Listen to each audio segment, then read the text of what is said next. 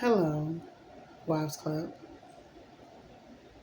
So I'm just getting into, making videos on about this because it's been a lot. It's been difficult.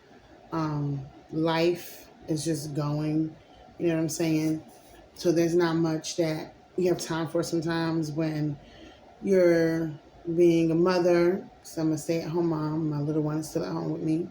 Um, I'm in the process of building a small business while still pursuing my Wives Club support group. Um, and so sometimes I'm all over the place. Meanwhile, I've also been dealing with mental health and things that have affected me and how I deal with them. But being on social media, I've gotten so many different videos that I've seen about women and wives and men's perspective on what wives should be doing or their role. So the latest video I saw, and I want to touch bases on this about in this video, the latest video I saw was a man doesn't get to take a break. So he pays all the bills regardless of whether um, he wants to or not, or whether for whatever reason he doesn't get a break, right? And it's kind of seen as the woman does get a break because she gets to take a break from cooking, or she gets to take a break from cleaning, or um, whatever her duties may be, depending on what your role is in your relationship or marriage. So I think from my perspective, and I'm not gonna, you know, say his perspective is not the truth or that it's not true. I'm not here to disprove his perspective, but from my perspective, um, I don't necessarily think either one gets to take a break. I do feel like as a stay-at-home mom, and I can only speak from that point of view at this moment, because I do not work at this moment. There are times that I have been employed or working while I've been married or while I've been a mother. So there were times that I did, do that. But at this moment, um, I do not work outside of the home, but I do work in the home. And I do work with my children on a regular basis. So I get that the man doesn't get a break from providing. And if you don't have kids, I don't know if this necessarily applies, but a mother doesn't get a break, or being a wife with children does not get a break either. There is no break. So for me, I breastfed my children from birth up until about 18 months, and the last 2 years old, and my third one beyond 2 years old, a little bit past 2 years, like a month past. But I didn't get a break. There was no break. My body had to consistently make milk for this baby. I had to consistently be with my baby.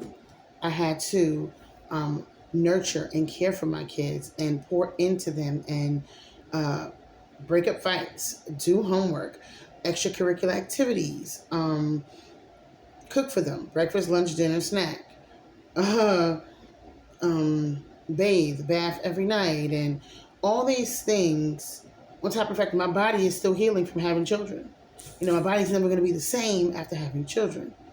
This is not to downplay the man's role or their perspective of what life is for them. But I think that the perspective of saying that women get a break, or wives or mothers get a break from their job when a man does not, I don't feel like that is the truth. Because when you're sleeping at night and I'm up with a baby on my boob, or I'm pumping, where's my break? They're sound asleep. Or when they're sick, I'm up. I'm with the sick baby. I'm finding the remedies. I'm helping them get better because the child is soothed better with a mom. No, that's not the dad's fault. but this is a part of that job.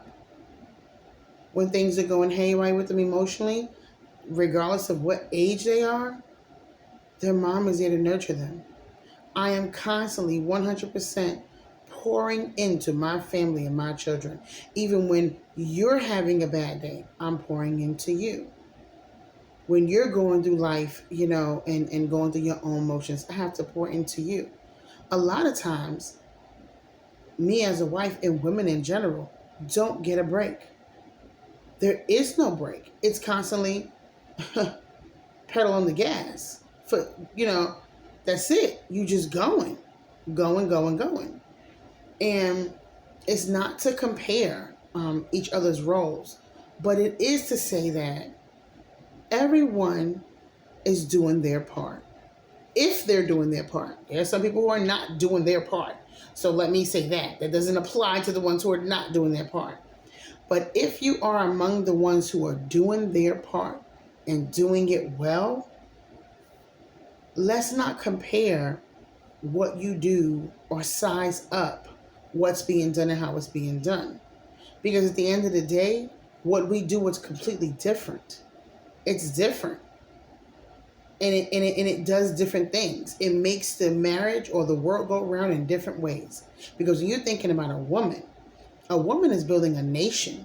What she is pouring into these children, what she is pouring into that man is to build them up, is to multiply the abundance within them first, and then what they can put out into the world.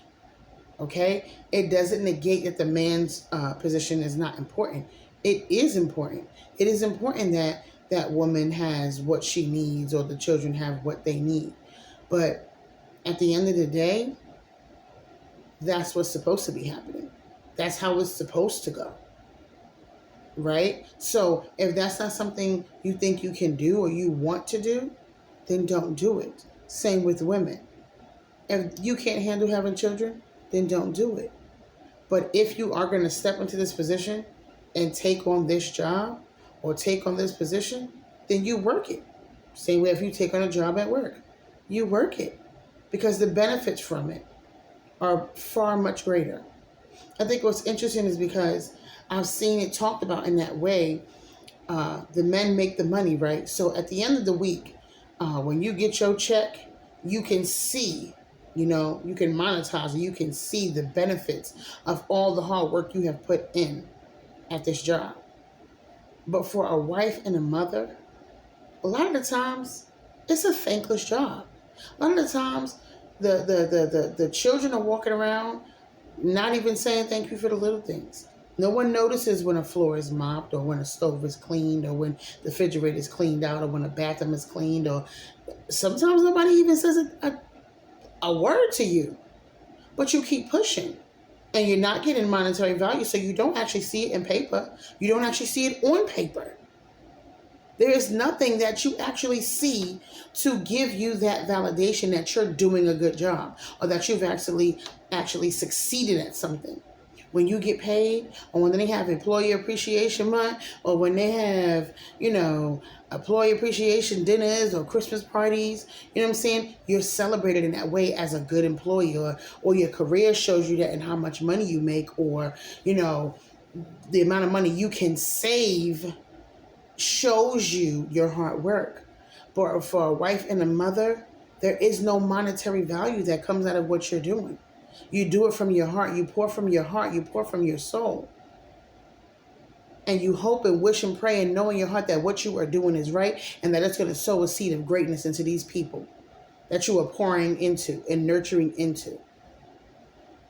And there are some moms who may have poured into their children and their husband, and they've gotten left for someone else, or their kids grew up to be disrespectful or not see what they did as appreciative and be appreciative of it, or not understand the amount of sacrifice you put in for them to be where they are and for them to not understand it. So sometimes even after you sacrifice all that time, you still can get the crappy end of the stick.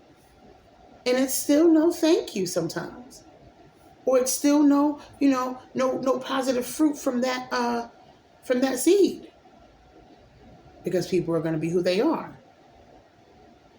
Now, with the part where I also do work, or I also have like side hustles that I work in, yeah, I get to see those grow, and I get to see those be my value a lot of the times with what I do. But the majority of my job is taking care of my family, taking care of my children, taking care of my husband, taking care of our household, making sure that when they come home, there's a place that's clean and peaceful for them to be at.